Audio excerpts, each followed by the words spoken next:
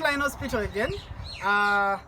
Today we are going to look at this beautiful monster truck.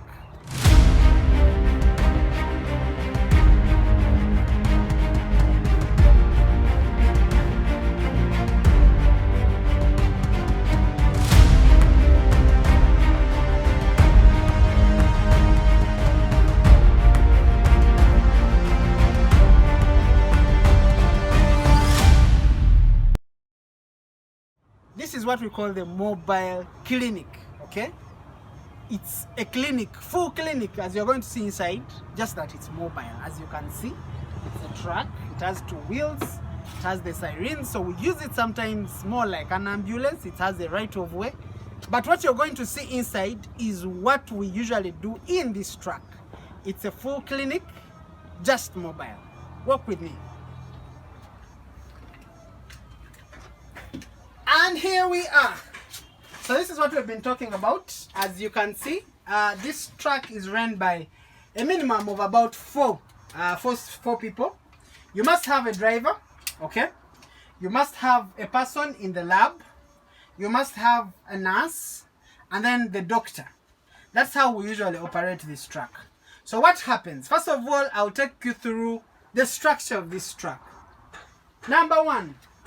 Here we have the sanitizing area. As you can see, once that truck is powered on, this water should be able to flow. You can wash your hands. You can choose to sanitize in this very area. In this area here, we have the section for the lab. We have a lot of things that we use in the lab. As you can see, the test tubes. We have the rapid testing strips up here. We have the urine containers and what have you. So we pack in things that we can easily use. Beyond that, we actually have a microscope which we usually keep in here as part of the lab. To keep our time in check, we have a clock in here. We have our extinguisher, fire extinguisher in cases of emergency.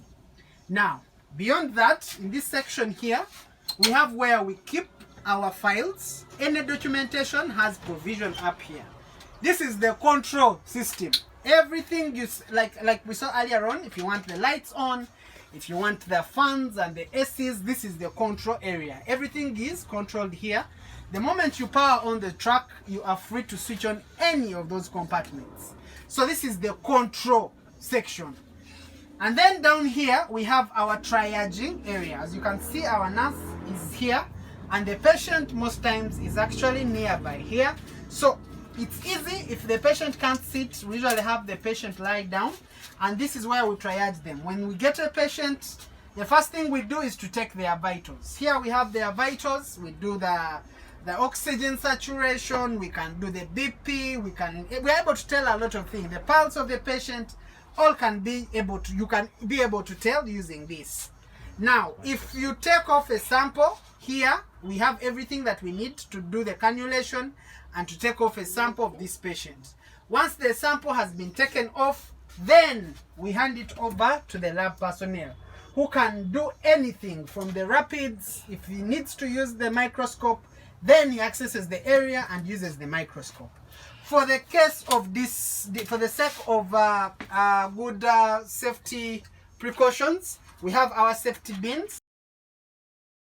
So when you step, it opens up, our dustbin opens up and you're able to dispose in there. For the sake of sharps, we just pull here and our sharp box is in there.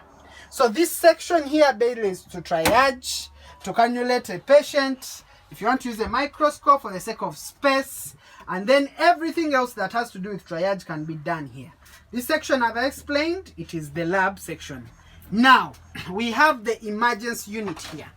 This emergency unit, we usually use it in cases where we have an emergency.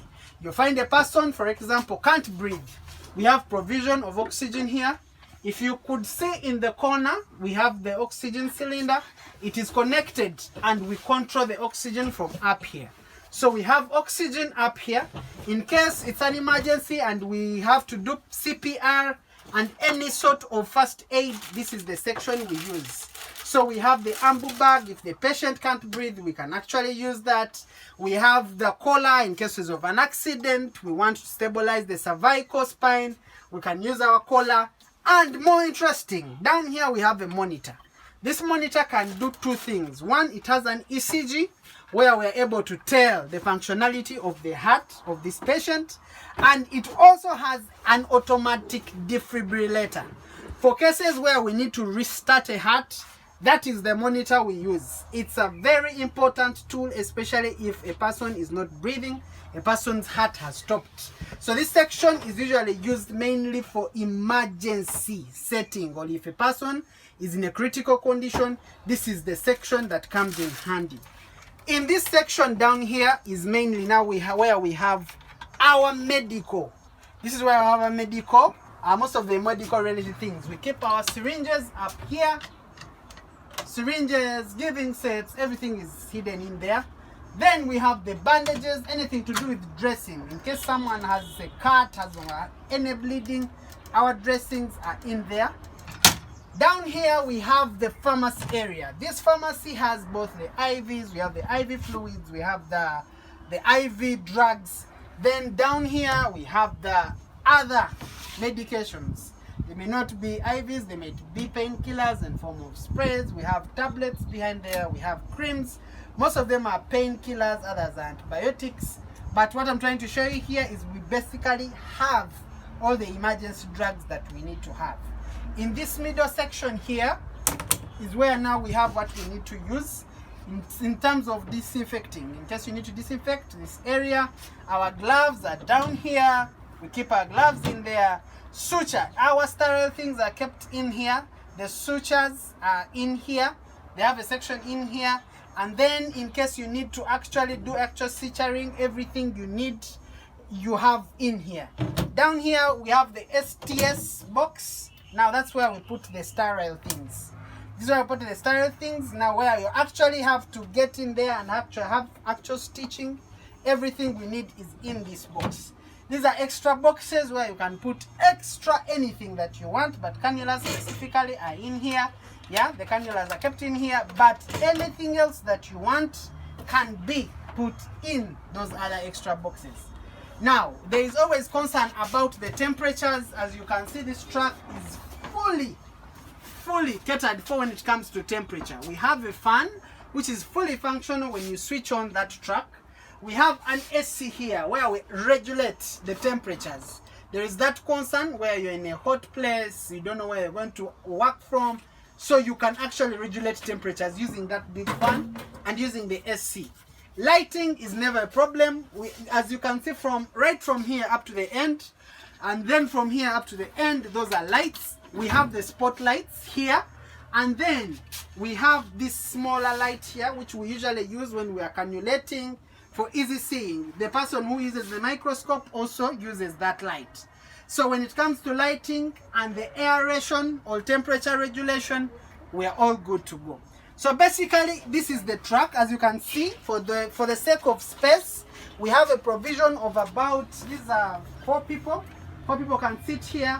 You have 2 people in the co-driver's seat. Then you have the driver and the patient. So you are actually able to carry about 4 plus 6 plus 7. Actually, we can carry close to 10 people in this truck if so wanted. Yeah, but like I mentioned, 4 people, 4 medical workers should be carried. We carry 4 medical workers in this truck every time we go out, and it can do anything that a clinic does. So please, if you need this service, feel free to contact us. Our contacts are there. Frontline Hospital. We use it for schools. We use it for organizations, for pitch side services. Any service that requires tests may be carried out. If you want us to pick tests from any place, we use it for home care. If you're at home, you don't want to come to the hospital, it's a call away. The numbers are down there. Just call us and we'll come with this truck and do anything that you would have wanted done at the hospital. I remain Dr. Katram down with my team. I have Mr. Roberts in the corner. I have Sister Patience, our patient Muviru, and of course our operations manager there. God bless you.